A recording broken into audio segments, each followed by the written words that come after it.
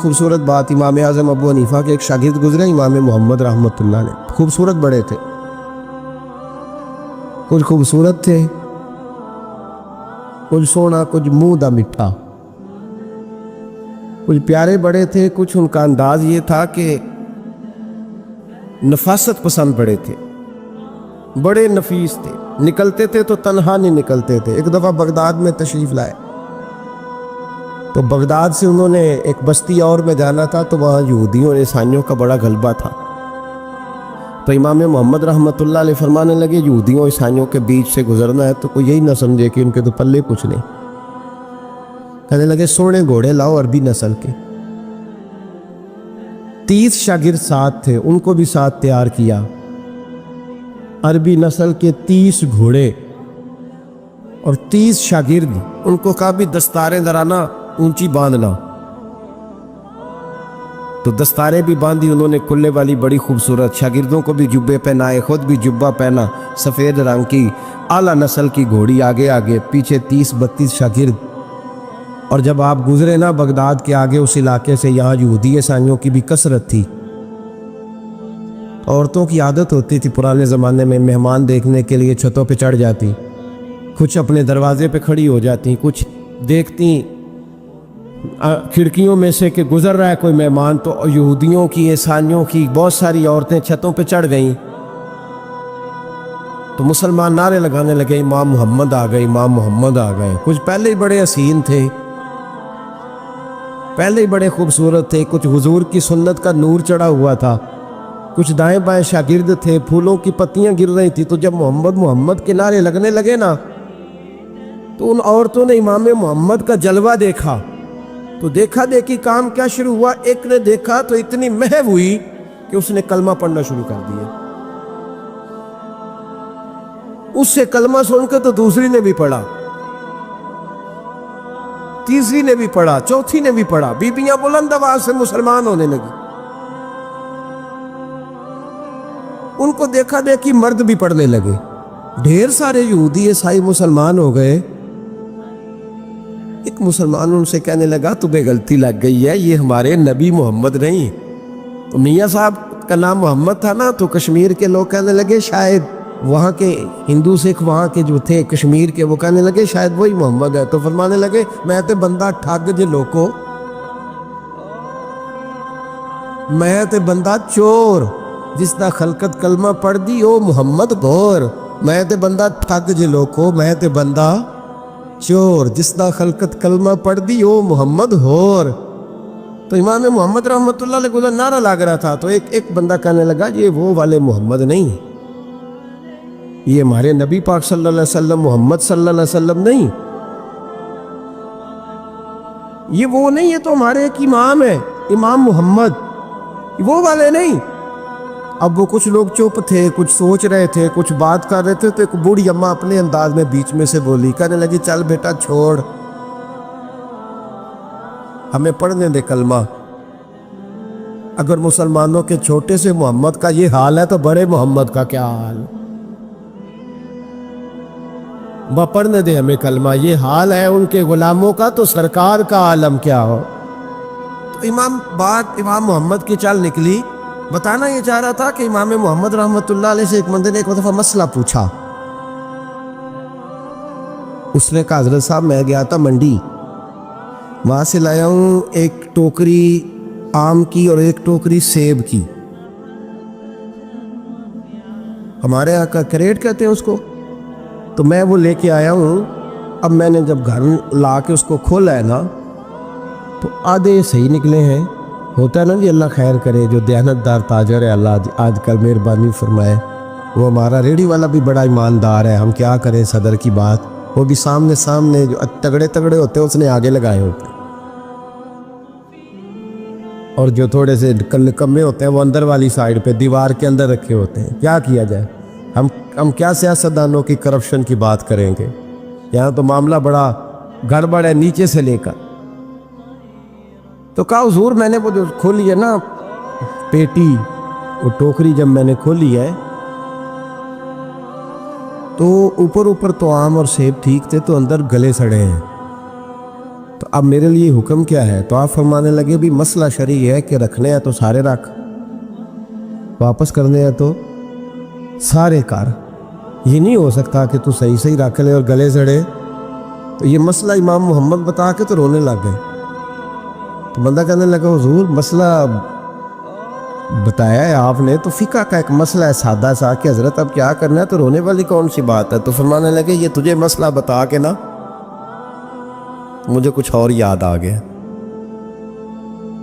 آپ کو کیا یاد آیا ہے؟ فرمانے لگے میں بھی عرض کروں گا، مولا امام اعظم کے پاس بیٹھا ہوں، معروف کرخی، سری سکتی، جنید بغدادی، ان سارے درویشوں کے پاس رہا ہوں، میں بھی بیٹھا ہوتا تھا اس محفل میں جس میں یہ ہوتے تھے، اگر جنت میں بھیجنے ہیں تو سارے بھیج، یہ نہیں ہو سکتا کہ گلے سڑے ادھر پھینک دے اور اچھے اچھے اٹھا کے لے جائے۔ ہم سارے مصطفیٰ کا کلمہ پڑھنے والے، سب کو کہا یا ایھا الذین آمنو، ہم سب کا اکٹھا نا۔ ان لوگوں کی جو محبت ہے نا وہ فائدہ دے۔ خواجہ فرید الدین مسعود گنج شکر رحمۃ اللہ تعالیٰ علیہ کہنے لگے نظام تجھے آئے ہوئے بڑے دن ہو گئے، جا یار چکر لگایا، چکر لگایا۔ فرماتے میں پیدل گیا تو مجھے جانے میں کئی مہینے کئی ہفتے لگے۔ میں دلی پہنچا اور اپنے گھر کا ایک چکر لگایا، اوپر سے چکر لگا کے تو پھر پاک پتن کے رستے میں چل پڑا۔ کہتے ہیں واپس پہنچا تو حضرت بابا فرید صاحب رحمۃ اللہ علیہ نے دن گنے ہوئے تھے، کہنے لگے یار جتنے ٹائم میں تو واپس آیا ہے نا، اتنا ٹائم تو آنے جانے پہ لگتا ہے، کہ غریب نواز محسوس نہ فرمائیے گا، آپ نے کہا تھا چکر لگایا، تو حضور میں ایک چکر ہی لگایا ہے، پھر میں واپس آ گیا ہوں، بات ہی چکر کی ہوئی تھی۔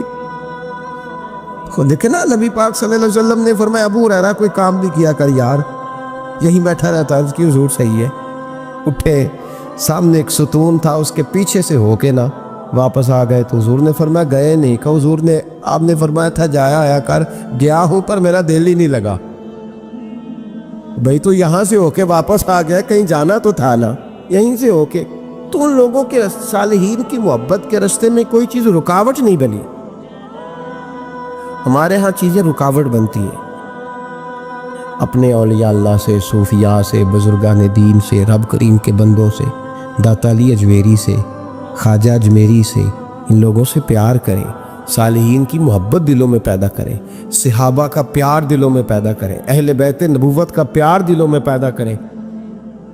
یار یہ حدیث جو ہے نا، یہ امید کی کرن ہے، یہ روشنی کا مینار ہے کہ میرے نبی پاک نے فرمایا جو جس سے پیار کرے گا قیامت میں اسی کے ساتھ رکھا جائے گا۔ یہ صحیح بخاری کی حدیث ہے، المرء مع من احبہ، اور یہ جو مع ہے نا اس کا معنی ہے ساتھ رہنا، ہاں، مع اللہ، مع یعنی بما یعنی اس کے ساتھ، المرء مع من احبہ، جو جس سے محبت کرے گا قیامت میں اسی کے اس کی معیت میں رکھا جائے گا۔ لیکن ہمارے یہاں نا کرامتیں، میرے جیسا شخص جب بھی کرامت سناتا ہے کہتا ہے میرے حضرت صاحب کا مجھ سے بڑا پیار۔ بھائی وہ تو پیار کریں گے ہی، وہ تو برکھا ہے، وہ تو رحمت کا سایہ ہے، وہ تو سائبان ہے، تو بازو کھلے ہوئے۔ تو بتا تیرے اپنے دل کا حال کیا ہے؟ حضرت حرم بن حیان رحمۃ اللہ تعالیٰ علیہ فرماتے ہیں میں حضرت اویس کرنی کو ڈھونڈنے چل پڑا، ڈھونڈنے بھی اسے نکلا جسے کسی نے نہیں ڈھونڈا اور جو کبھی کسی کو نہیں ملے، حضرت اویس کرنی۔ یہ فکرہ کسی درویش نے نا حضرت اویس کرنی کے لیے کہا، یہ فکرہ پورا فیٹونی پہ آتا ہے، اسی کسے دے کچھ نہیں جلگ دے، تے نہ کوئی ساڈا دردی، کوئی جرانہ نہیں، کوئی دوستانہ نہیں۔ حضرت اویس کرنی کا مزار بھی کنفرم نہیں کہ کدھر ہے، بس اسی کسے دے کچھ نہیں لگ دے، کیا ضرورت ہے، بس ٹھیک ہے۔ اپنا جو ہے انداز سارے زمانے سے علیحدہ کر کے رکھا انہوں نے، علیحدہ، الگ تھلگ۔ تو حضرت خواجہ اویس کرنی کو ڈھونڈتے ڈھونڈتے کہتے ہیں میں گیا، کرن گیا، دھرم بھی نہیں، یہ داتا صاحب نے اس کو لکھا ہے، فرماتے ہیں میں گیا تو مجھے لوگوں نے کہا وہ تو حج کرنے چلے گئے۔ کہتے جب میں مکے گیا تو میں نے لوگوں سے پوچھا اویس کرنی آئے تھے؟ کہنے لگے ہم تو نہیں جانتے۔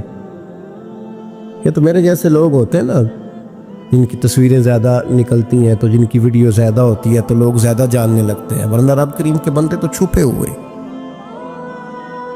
चक्कर में पड़े ही नहीं, कौन अवैस करनी। तो उन्होंने कहा कि हज़रत अवैस करनी, चेहरे पर बरस के दाग हैं, कमज़ोर सा वजूद है, दाढ़ी ज़्यादा घनी नहीं। जब हालात बताए तो कहने लगे इस तरह का एक शख्स आया था, उसने तवाफ़ किया था। पहले भी दुनिया करती है, पर जब उसने किया है ना तो उसके तवाफ़ ने वो खुद भी रोया है और भी बड़े रोए हैं। वो जब हजर अस्वद पे आया है तो रंग बदलता देखा है। कहा वो किधर गए? कहने लगे पूरा नहीं पता, इतना ज़रूर खबर है कि उनके अंदाज बताते थे कि अब मदीने जाएंगे। जनाब हरम बिन हयान कहते हैं फिर मैं मदीने गया, मैंने ख्वाजा अवैस को ढूंढा। मैंने कहा यार मैंने हज़रत ख्वाजा अवैस करनी को मिलना है, किसी ने बताया है कि वो मदीना शरीफ आए। तो लोग कहने लगे हम नहीं जानते वो कौन है, लेकिन ना दुनिया जान गई, दुनिया में बड़ा कुछ हो गया, बाई नेम लोग जानने लगे, होटलों पे पहचानने लगे, सड़कों पे पहचानने लगे। लेकिन बात तो ये है कि जिनको पहचानना चाहिए अगर वो पहचान लें फिर तो बड़ी बात है, फिर तो बड़ी बात है। लेकिन अगर वहाँ ही पहचान ना हो सके तो फिर तो मामला बड़ा अलग सा है ना। अजीज़ भाई, हज़रत ख्वाजा अवैस करनी के बारे में पूछा तो मदीना शरीफ के ज़ायरीन और वहाँ के मकामी लोग भी कहने लगे कोई नहीं पता, हम नहीं जानते, मिले ही नहीं। तो कहा बारीक सा वजूद है, पुराना सा लिबास है, बरस के दाग है, चेहरे पे दाढ़ी ज़्यादा घनी नहीं, किसी को पास नहीं बिठाते। और फिर एक जुमला और कहा, सुना है रोते हैं तो बड़े दर्द से रोते हैं, सुना है भीगी रहती हैं पलकें, सुना है उनकी पलकें भीगी रहती हैं। मैं 2-4 दिन पहले किसी से सुन रहा था शेर, उसने कहा था एक वारी मेरियां अखियां तो उन्होंने अथरू पूंजे सन, हुण चस्का पै गया रोने दा, हर वेले या होजारी है। कहते हैं कि वो इस तरह की उसकी कैफियत है। कहते मैंने कहा यार वही तो अवैस करनी थे, किधर गए? कहने लगे कोई खबर नहीं, जब वो आए हैं तो उनके आने का अंदाज ही निराला था। सिसकियां और आहें निकल गईं उस शख्स की जब वो मदीने आया। हज़रत हरम बिन हयान कहते मैं ढूंढता रहा, तलाश करता रहा, फिर मैं उनको ढूंढते ढूंढते इराक़ में आया तो नहर फुरात के किनारे एक कमज़ोर से आदमी को रेत के टीले पर बैठ के वज़ू करते देखा। कहते जब उनका वज़ू मुकम्मल हुआ तो मैंने कहा अस्सलामु अलैकुम। तो कहते उन्होंने चेहरा नहीं फेरा, वहीं बैठे बैठे कहने लगे वालेकुम अस्सलाम या हरम बिन हयान, या हरम बिन हयान वालेकुम अस्सलाम। कहते मैंने कहा कि मन अंत, आप कौन है? तो कहने लगे वही हूँ जिसे तुम मक्के और मदीने ढूंढता रहा। तो कहते मैंने कहा हुजूर आप मेरा नाम कैसे जानते हैं? बड़ा खूबसूरत जुमला है, अल्लाह करे आपको जी याद रहे, सबक कभी ना भूलना, ये सबक कभी ना भूलना।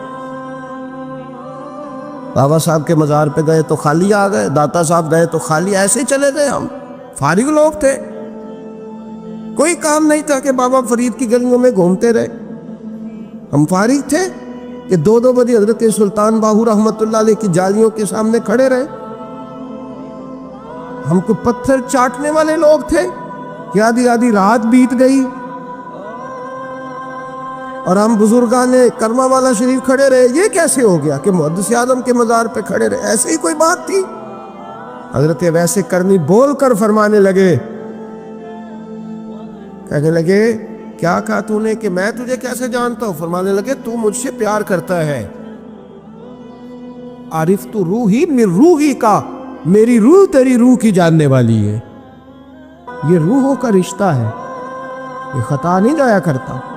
आरिफ तू रूही मेरी रूही का, मेरी रूह तेरी रूह को जानती है।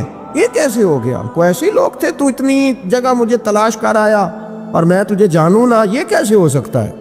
ये कैसे मुमकिन है? तू ढूंढता रहा गली गली और मैं कहूँ कि मैं तुझे जानता नहीं। फरमाया हरम बिन हयान में, हाँ मैं दुआ करता हूँ अल्लाह की बारगाह में कि रब करीम मुझे और तुझे जन्नत में इकट्ठा कर दे।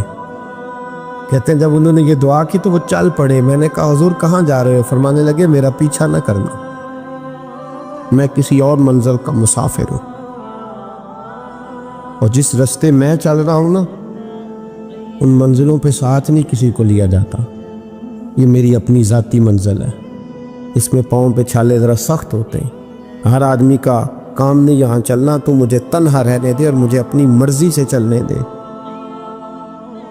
کہتے میں نے منت کی تو کہنے لگے بس تم نے جد و جہد بڑی کی تھی تو تیرے ساتھ ملاقات کر لی, تجھے پہچان لیا, تیرے ساتھ بات کر لی,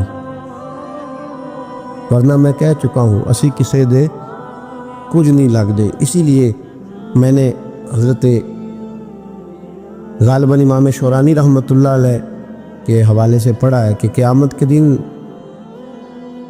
جب حضرت ویسے کرنی جنت میں جائیں گے تو ممکن ہے اس وقت بھی لوگوں کو دیدار نہ کرایا جائے.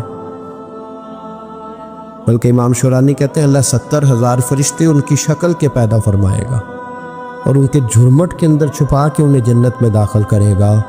ملاقات کس سے ہوگی؟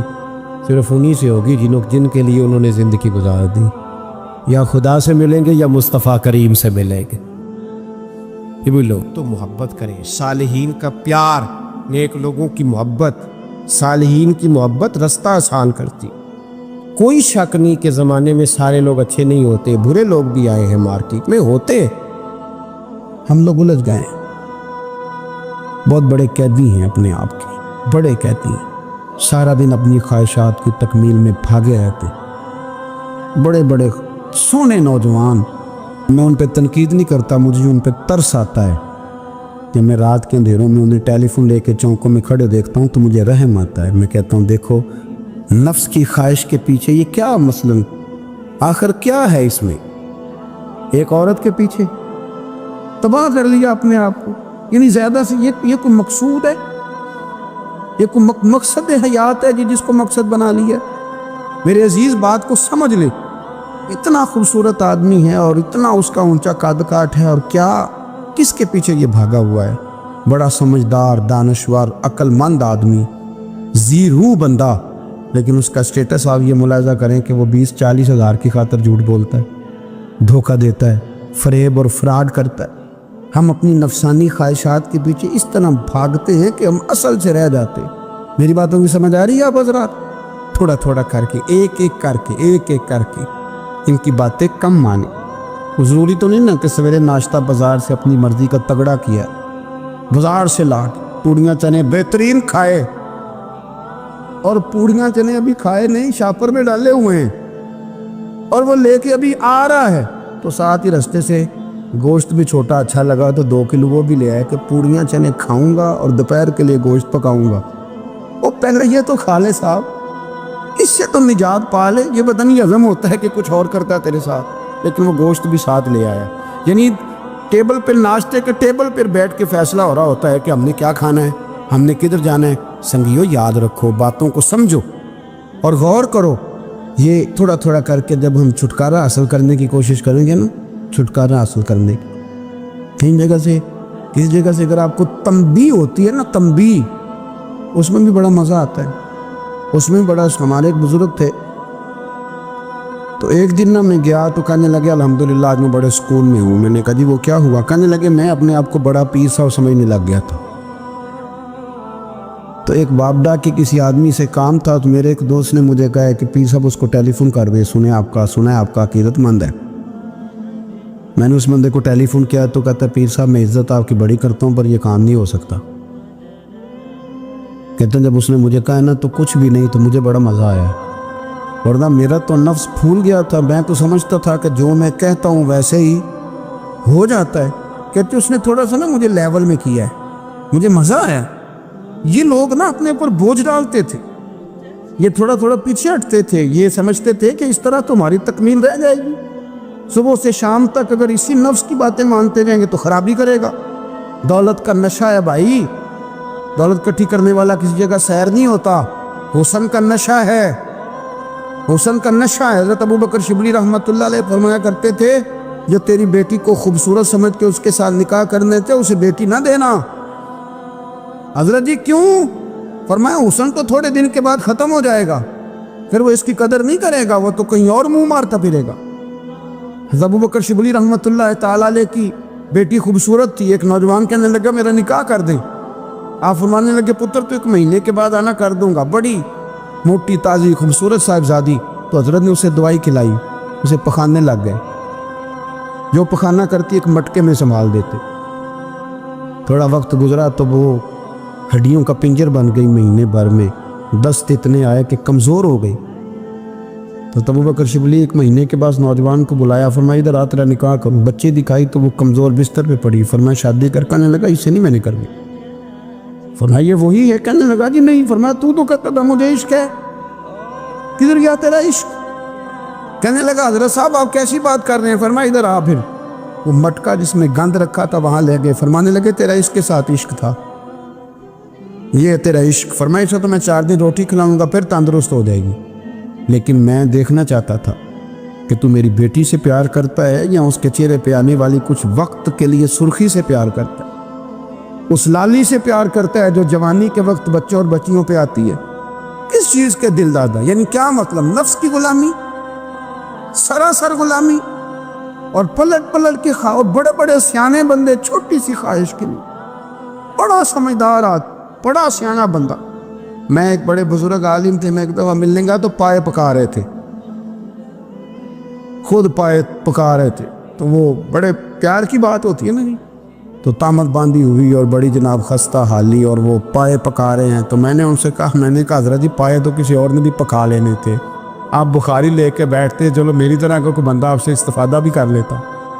اب پائے آپ لائیں گے، پھر پکائیں گے، پھر آپ کھائیں گے، تو یہ تو 24 گھنٹے آپ کسی کام میں گزر جائیں گے۔ تو یہ ایک چھوٹی سی خواہش کے لیے، میں کسی چیز کو حرام نہیں کہہ رہا، قرآن پاک کی جو آیت پڑھی ہے صرف اس کی تفسیر آپ کے سامنے عرض کر رہا ہوں۔ ہماری خواہشات ماں پالتی ہے، آپ کو نہیں پتہ کتنے دکھ سہتی ہے۔ میں ان ماؤں کو جانتا ہوں جو بیٹے کے حصوں کی مار بھی اس کے ابے سے کھاتی ہیں، مار کھاتی ہیں وہ۔ ایک خاتون ایک کان سے سنتا نہیں، میرے پاس ایک دفعہ آئیں، کہنے لگی ساٹ لگ گئی سی، کوئی دعا کر دے، کیا کوئی وظیفہ پر؟ ڈاکٹر کہتے ہیں ٹھیک نہیں ہو سکتے۔ میں نے کہا باجی صحیح بتاؤ مسئلہ کیا ہے؟ کہنے نہیں کچھ بھی نہیں، مسئلہ کیا ہونا ہے، پتر غلط نکل آیا ہے، اس کا باپ روز مارتا ہے، میں آ بھی گئی ہوں تو اس نے ایک تھپڑ میرے کان پہ مار دیے، پردہ پھٹ گیا۔ مائیں مار کھاتی ہے، لیکن وہ پتر جس کو بڑی محنت سے پالا ہے، وہ جوان ہوتا ہے تو اماں سے کہتا ہے تجھے چھوڑ دینا ہے، پر جس لڑکی سے میرا ٹیلی فون پہ رابطہ ہے اسے نہیں میں نے چھوڑنا، وہ نہیں چھوڑ سکتی، ہر شے کچل جاتا ہے وہ۔ اماں کبھی بلیٹ کے رات کو سوچتی ہے کہ یہ تو میری کل کمائی تھی، میں تو آج بھی اس کے حصے کے تھپڑ اپنی گالوں پہ برداشت کر رہی ہوں، تو یہ کدھر گیا؟ اردشیر نام کا بادشاہ تھا، حضرت محدث ابن الجوزی آج سے کچھ 700 سال پہلے لکھتے۔ اردشیر بادشاہ بڑا خوبصورت تھا، جوان تھا، بڑا عقل مند تھا، اس نے اس طرح کی قریب کی ساری ریاستوں پہ قبضہ کر لیا، بڑا عقل مند زیرک تھا، قبضہ ہو گیا۔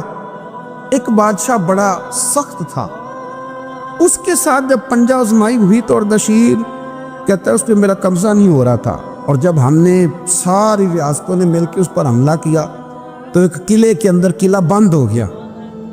اردشیر بڑا خوبصورت آدمی تھا، بڑا سمجھدار تھا، تو وہ بادشاہ قلعہ بند ہو گیا، اس نے کہا نکلنا ہی نہیں،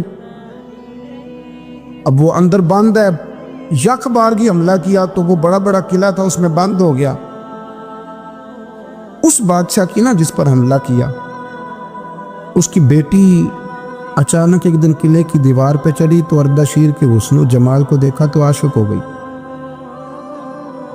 اور اپنے ہی باپ کے خلاف اسے کہنے لگی کہ اگر تو میرے ساتھ شادی کا وعدہ کرے نا تو میں تجھے رستہ بتاتی ہوں حملہ کرنے کا۔ اس نے کہا میرا وعدہ رہا، تو رستہ بتا۔ اس نے رستہ بتایا اس لڑکی نے، اور بادشاہ نے حملہ کیا تو اس کا باپ قتل کیا، اس علاقے پہ قبضہ کیا شادی کے وعدے پر۔ ہاں نفسانی خواہش بندے کو اندھا کر دیتی، نہیں سمجھ آتی اس کو میں کدھر جانا، اندھا کر دیتی۔ حملہ کیا، اور جب اس لڑکی کو لے کے آیا نا اپنے محل میں، تو پہلے دن شادی کی پہلی رات تھی، تو بستر بچھایا کنیز نے، تو وہ کبھی کروٹ ادھر بدلتی کبھی ادھر بدلتی، تو بادشاہ کہنے لگا کیا ہے؟ کہنے لگی بستر میں کچھ ہے، مجھے تکلیف دے رہی۔ اس نے چراغ جلائے اور جب بستر اٹھایا تو ایک اتنا سا دھاگا نکلا، دھاگے سے عموماً تکلیف نہیں ہوتی، تو اس نے کہا تو اتنی نرم و نازک ہے کہ دھاگا کہنے لگی میرا باپ نا میرے ساتھ اتنا پیار کرتا تھا کہ روز میرا بستر بھی خود بچھاتا تھا، اور اس نے آلہ رکھا ہوا تھا، وہ ناپتا تھا کہ کوئی پایا اونچا نیچا تو نہیں، میری بیٹی کا بیلنس سوتے وقت خراب نہ ہو جائے، اور میرے لیے گوشت اور کپڑے بھی خود پسند کر کے لاتا تھا، کھانے پینے کا خود خیال کرتا تھا۔ اردشیر کہنے لگا اچھا وہ اتنا پیار کرتا تھا، اور پھر تو نے اس کے ساتھ کیا کیا؟ کہنے لگا بلاؤ کنیزوں کو بلایا، فرمایا اس کو اٹھاؤ اور جلاد کے پاس لے جاؤ، اسے کہو کہ اس کے بال ایک گھوڑے کے ساتھ باندھے، پیر دوسرے گھوڑے کے ساتھ باندھے، اور ایک گھوڑا ادھر بھگا دے، کدھر بھگا دے، یہ جس کے باپ نے اتنا پیار کیا، یہ نفس کی اتنی غلام ہے کہ اس کی وفادار نہیں رہی تو میری وفادار کیسے بنے؟ اس نے اتنے نازوں سے پالا کہ دھاگا اسے برداشت نہیں۔ او یارو یاد رکھو، اگر نفس کی غلامی کرو اور بڑے بڑے وفاداروں کو چھوڑ کے غلامی کرو تو پھر کہو وفادار مل جائیں، کوئی بول لڑا نہ بول بیٹھی ہوں دے خصم ناراض بڑ بولیاں دے، کہاں سر کھائے تے بلبل ٹھنڈ پائے، بڑے فرق نہیں سجنا بولیاں دے، جڑیاں خصماں دی وچ رضا وسن، پاگ جاگ جاندے انہاں گولیاں دے، آپ ادلیاں نو سردار پین ٹکے تے شرما والیاں نو چوٹے ڈولیاں دے۔ اپنے نفس کے پیچھے چلو کہ تو یہ تباہی ہے، جب ہم نے کسی سے وفا نہیں کی تو یہ کیا امید ہوئی کہ دنیا ہم سے وفا کرے گی؟ اللہ رسول کی مرضی کے مطابق اصول پسند زندگی بنائیں، ایک ایک کر کے اپنی خواہشات سے پیچھے ہٹیں، تھوڑے پہ گزارا کرنا سیکھیں، اپنے نفس کو سمجھائیں۔ ضروری نہیں کہ روٹی ہر وقت مزے کے لیے کھائی جائے، کبھی کمر سیدھی کرنے کے لیے خشک روٹی بھی کھا کے دیکھو، کبھی سادہ کھانا اس پہ بھی اکتفا کرو، کبھی تھوڑا کھا کے اچھے طریقے سے سادے کمرے میں بھی اللہ کو یاد کر کے دیکھو۔ نفس کے پیچھے نہ بھاگیے گا، تباہی کرے گا۔ فرمایا خواہشوں کے پیچھے نہ چلنا، تمہیں اللہ کے راستے سے بہکا دیں گی، اور فرمایا بے شک ان کے لیے سخت عذاب ہے جو اللہ کے راستے سے بہک گئے۔ اور کیوں سخت عذاب ہے؟ اس لیے کہ انہوں نے آخرت کے دن کو بھلا دیا، تو آخرت کا دن بھلا دیا، پیچھے کا خواہشوں کے پیچھے نہ چلنا، تمہیں اللہ کا راستہ بھلا دیں گی۔ مفہوم آیت یہ ہوا، قرآن نے ہمیں ارشاد یہ فرمایا کہ خواہشات نفس کے پیچھے چلو گے آخرت کو بھول جاؤ، تمہارے ذہن میں یہ بات نہیں رہے گی کہ میں نے مرنا بھی ہے۔ پھر لوگ معاذ اللہ ثم معاذ اللہ یہ کہیں گے کہ بھائی یہاں جینے دو نا، پھر آگے جائیں گے تو دیکھی جائے گی۔ لوگ بھول گئے مرنے کو۔ ہماری ساری جدوجہد زندہ رہنے کے لیے ہے، ساری 60-70 سال کے لیے سارا کچھ ہے۔ آپ دیکھ لیں، ٹٹول لیں کسی بندے کو، صرف جتنی محنت کر رہا ہے وہ جینے کے لیے کر رہا ہے۔ رب قریب کے بندے جتنی محنت کرتے تھے مرنے کے لیے کرتے تھے، مرنے کے لیے کوشش کرتے تھے کہ مر جانا ہے، اس کے لیے جدوجہد۔ ہم جتنی جدوجہد کر رہے ہیں ساری جینے کے لیے۔ میرے رسول کریم صلی اللہ تعالیٰ علیہ وسلم پہ ایک فرمان ہے مسند امام احمد بن حنبل میں، اور بڑا نرالا، بڑا انوکھا اور بڑا معنی خیز ہے۔ حضور سید عالم صلی اللہ تعالیٰ علیہ وسلم نے فرمایا بڑا بیوقوف ہے وہ شخص، ذرا ترتیب دیکھیے، حضور کی زبان سے نکلے ہوئے حکمت کے موتی، مسند امام احمد بن حنبل۔ فرمایا وہ بڑا بیوقوف بندہ ہے جو چلتا اپنی خواہشات نفس کے پیچھے اور امید یہ رکھتا ہے کہ رب مجھے آخرت میں انعام عطا کرے گا۔ چلتا کس کے پیچھے؟ خواہش کے پیچھے، اور کہتا یہ ہے کہ اللہ مجھے قیامت میں انعام دے گا، تو انعام تو اسے دیا جاتا ہے نا جو کو محنت کرتا ہے۔ دیکھیں نا، جس کا منہ پنڈی کی طرف ہے تو پنڈی وہ پہنچے گا کہ وہ جس کا منہ پنڈی کی طرف ہے وہ لاہور پہنچ جائے گا۔ منہ پنڈی کی طرف کرنا اور خواہش لاہور کی رکھنا، منہ کر لینا لاہور کی طرف اور خواہش پنڈی کے رکھنا، تو میاں یہ تو نہیں نہ ہوگا۔ پیچھے چتلے خواہشات نفسانیہ کے ہمارے ہاں نا بہت بڑا رٹا ہے۔ آپ یقین کریں، میں اکثر کہتا ہوں، میں یہ کہا کرتا ہوں کہ ہمیں نا اپنی مرضی کا سارا کچھ چاہیے، اپنی مرضی کا اور سارا کچھ۔ ابا جی بھی اپنی مرضی کے، بچے بھی، استاد بھی، پیر صاحب بھی، یعنی میری مرضی کے ہونے چاہیے۔ بھائی وہ پیر صاحب ہے یا تو اس طرح کرنا کہ تو خود پیر بن جا، وہ بھی میری مرضی کا، ہر شے میری مرضی کی۔ بلکہ قرآن مجید کے 13ویں پارے میں تو رب فرماتا ہے لوگوں نے نفس کی خواہش کو خدا بنا لیا، نفس کی خواہش کو خدا بنا لیا، اس کے پیچھے بھاگتے ہیں۔ اپنی خواہشات تھوڑی تھوڑی کم کریں، زندگی میں تھوڑی کم کریں۔ پرانے کپڑوں پہ بھی ایک سیزن نکال کے دیکھیں۔ ایک وقت کا کھانا جو اپنا آپ کا من بڑا چاہ رہا ہے نا، تو ایک وقت کا کھانا صرف اللہ کی رضا کے لیے کسی غریب کو دے کے دے۔